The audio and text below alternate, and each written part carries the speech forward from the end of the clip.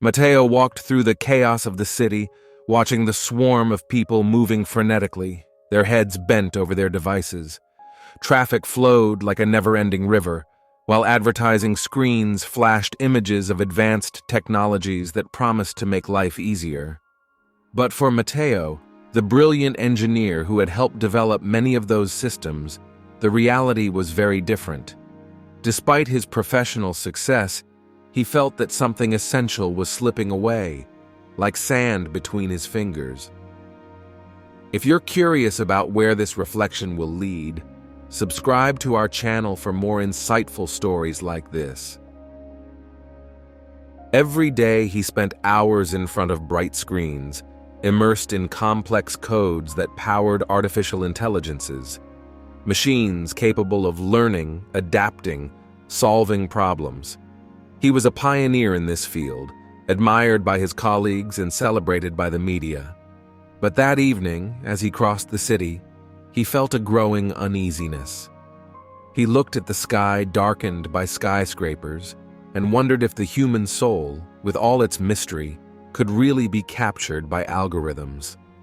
He wondered if humanity, in its desire to simplify everything, had lost sight of something deeper, something that could not be codified.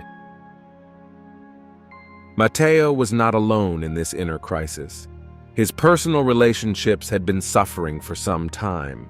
Sarah, his partner, accused him of being distant, lost in a world of machines and numbers. He could no longer connect with her, nor with his friends. Conversations had become superficial, as if his mind was always elsewhere. He was unable to be present, not even in the most important moments, and this tormented him. Have you ever experienced a similar situation in which you felt disconnected from reality? Tell us about your experience in the comments. Tired of feeling that emptiness inside himself, Matteo decided to walk without a precise destination.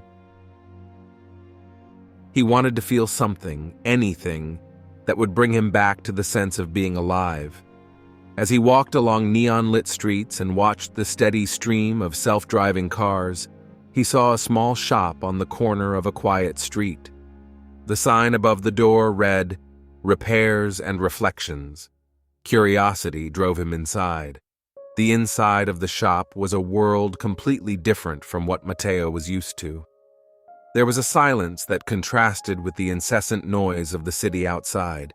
The ticking of old clocks filled the air, and the shelves were filled with devices that seemed to belong to a bygone era.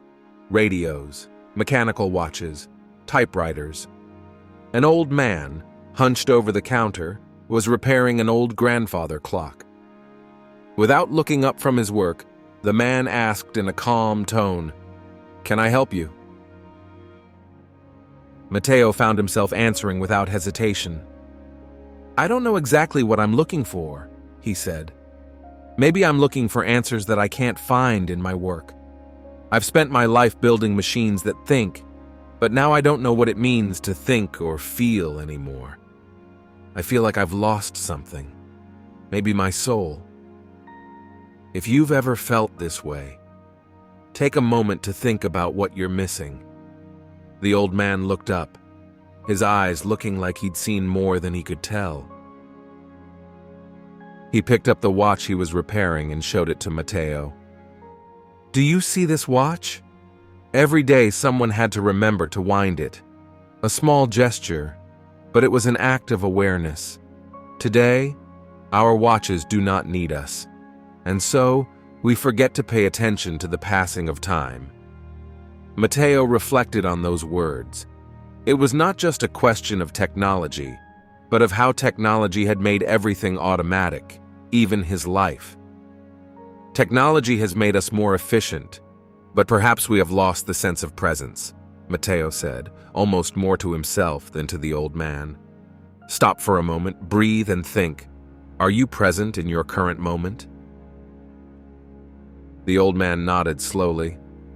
It's not wrong to try to improve your life with technology, but when you delegate your awareness to a machine, you lose control of your essence. Machines can do many things, but they can't teach you how to live. Matteo felt a pang in his heart. The old man's words revealed a profound truth, but there was something more he still didn't understand. "You seem to know a lot," he said, looking at the man curiously. "Have you always lived like this, away from technology?" The old man let out a small smile.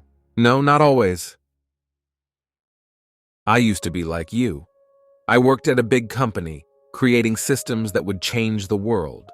But the more I worked, the more I realized I was losing my way. One day, I decided to leave it all behind. I learned that life cannot be lived through a screen or code. True wisdom comes from silence, from listening. Wisdom comes from within. Don't let it slip away. Sign up for more insightful thoughts." This revelation shook Matteo deeply. The old man was a former engineer, just like him, someone who had once contributed to technological progress. Yet, he had found a way out, a way to reconnect with his essence. Matteo understood that it was not a matter of rejecting technology, but of learning to live with it without letting it overwhelm him. Over the next few days, Matteo began to follow the old man's advice. Every morning, before diving into his work, he took time to sit in silence, breathe, and reflect. It wasn't easy at first. His mind kept wandering, crowded with thoughts of projects, deadlines, and goals. But as time went by, he learned to let go of that frenzy, at least for a few moments. He discovered that his thoughts became clearer, and that his ability to solve problems increased when he allowed himself to be present. One day, he decided to share his experience with a young intern who worked with him, Marco. The boy seemed enthusiastic about the world of artificial intelligence, but Matteo recognized in him the same enthusiasm he had had in the past, the same risk of getting lost in a spiral of endless ambition. "Remember," he told him one day, "technology is just a tool.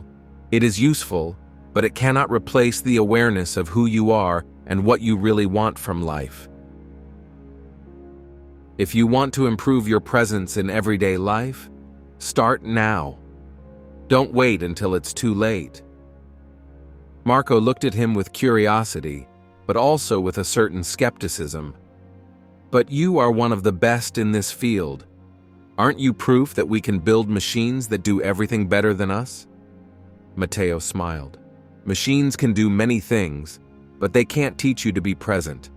That's something only you can do. Think about what you really want and share it in the comments. Your experience could help others find their way.